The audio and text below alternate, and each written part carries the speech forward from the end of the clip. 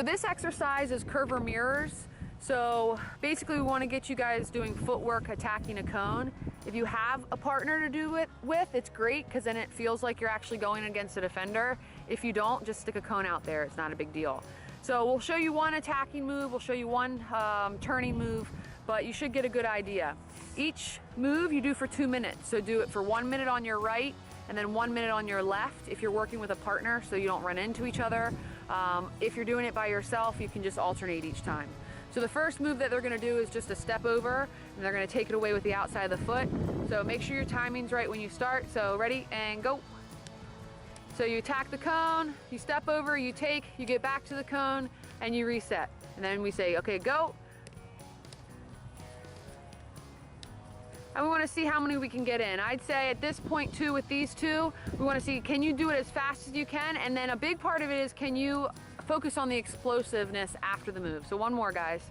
So attack at speed, beat them, and then explode to get away. So it's the same idea with a turning move. They're gonna approach the cone. They don't wanna get too close to the cone because that's the defender. They're gonna do a Cruyff, and then they're gonna explode out of the Cruyff back to their cone. Ready, go.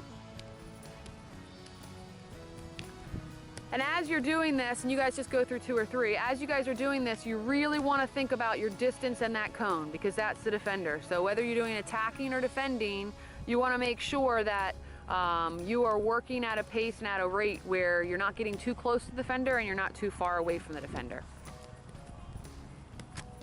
And you can stop there. So when you guys do the Ceover series, you want to pick 5 moves. You're doing 3 attacking and 2 defending.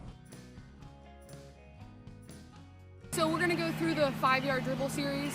The first one is inside of the foot turn. So you wanna set 2 cones 5 yards apart.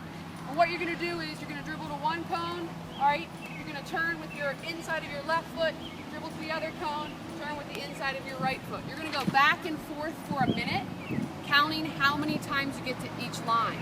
If you dribble significantly over a line or you mess up on a turn, then you don't count that. But you wanna count every single time you get to a cone. So you work as hard as you can for a minute, then you take anywhere from a 30 to 60 second break, and then you do it again. So I start at this cone, I dribble to this cone, I turn with the outside of my foot, dribble to this cone, turn with the outside of my left foot.